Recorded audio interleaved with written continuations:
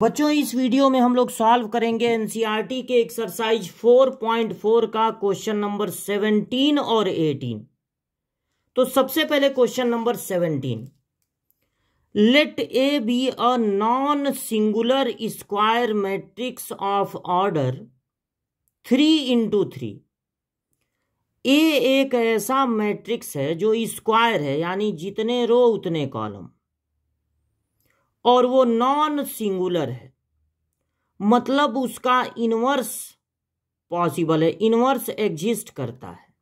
Non singular का मतलब है ऐसा मैट्रिक्स जिससे अगर डिटर्मिनेंट बनाया जाए तो उस डिटर्मिनेंट की वैल्यू 0 नहीं आएगी, अदर देन 0 होगी।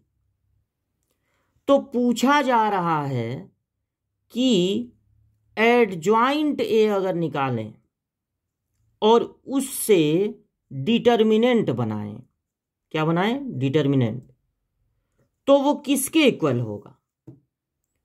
क्या एडजॉइंट ए का डिटर्मिनेंट ए के डिटर्मिनेंट के इक्वल होगा, या बी ऑप्शन सही होगा, या सी या डी? एक फॉर्मूला देखिए आपको पढ़ना है, for a n into n matrix. अगर कोई n into n का मैट्रिक्स है, मतलब कि वो स्क्वायर मैट्रिक्स है, 2 into 2 का हो, 3 into 3 का हो, 4 into 4 का हो, उसका ऑर्डर में दोनों एलिमेंट सेम हो, तो एडजॉइंट ए का जो डिटर्मिनेंट होता है वो ए के डिटर्मिनेंट पे पावर n-2 होता, n-1 होता है। ए के डिटर्मिनेंट पे पावर n-1 होता है, ये फार्मूला है, ये फार्मूला है। तो अगर इस क्वेश्चन में एडजॉइंट ए के डिटर्मिनेंट की वैल्यू पूछी जा रही है तो वो होगा ए के डिटर्मिनेंट पे पावर n की जगह बस आपको क्या रख देना है, इस क्वेश्चन में n की जगह पे 3 रख देना है, क्योंकि 3 into 3 है तो n की वैल्यू 3 होगी, तो 3 - 1, यानी a के डिटर्मिनेंट पे पावर कितना हो जाएगा? 2।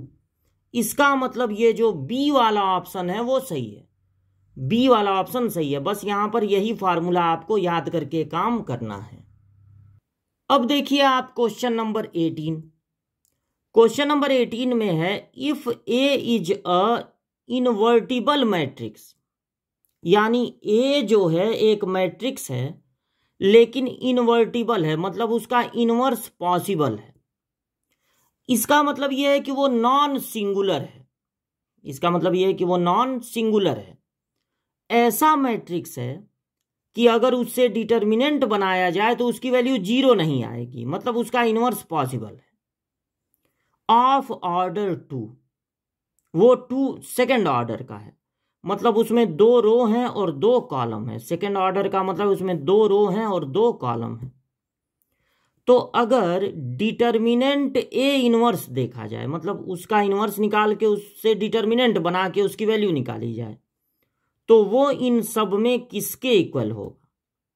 और ऑप्शन में यहां तो डिटर्मिनेंट ए इनवर्स है और ऑप्शन में डिटर्मिनेंट ए है, तो मतलब डिटर्मिनेंट ए और डिटर्मिनेंट ए इनवर्स दोनों यहां पर लगभग दिख रहे हैं, बाकी एक ऑप्शन 1 है और एक ऑप्शन 0। देखिए, किसी भी मैट्रिक्स में अगर उसके इनवर्स से मल्टीप्लाई हो तो मिलता है आइडेंटिटी मैट्रिक्स। अगर हम दोनों साइड में डिटर्मिनेंट ले लें, इधर भी लेफ्ट साइड में भी और राइट साइड में भी, तो देखिए जो आई होता है 1 0 0 1, क्योंकि यहां ऑर्डर 2 है, या ऑर्डर 3 होता, ऑर्डर 4 होता, आई से जब आप डिटर्मिनेंट बनाते हैं तो इनका मल्टीप्लाई 1 माइनस इनका मल्टीप्लाई 0, आई से जब डिटर्मिनेंट बनेगा तो उसकी वैल्यू 1 आएगी। तो आई के डिटर्मिनेंट की वैल्यू कितनी हो गई? 1। अच्छा, यहां पर ए इंटू ए इनवर्स का डिटर्मिनेंट है, तो इसकी जगह लिख सकते हैं ए का डिटर्मिनेंट और ए इनवर्स का डिटर्मिनेंट। अब अगर ए इनवर्स के डिटर्मिनेंट को यहीं रखें और इसको इधर ट्रांसफर कर दें तो 1 हो जाएगा ए का डिटर्मिनेंट, यानी कि डिटर्मिनेंट ए इनवर्स, आप कह सकते हैं कि determinant A inverse equal to होगा 1 डिटर्मिनेंट ए। तो determinant A inverse 1 determinant A के इक्वल होगा, 1 डिटर्मिनेंट ए के इक्वल होगा, यानी ये बी वाला ऑप्शन सही है। बी वाले ऑप्शन पे टिक लगा देना है।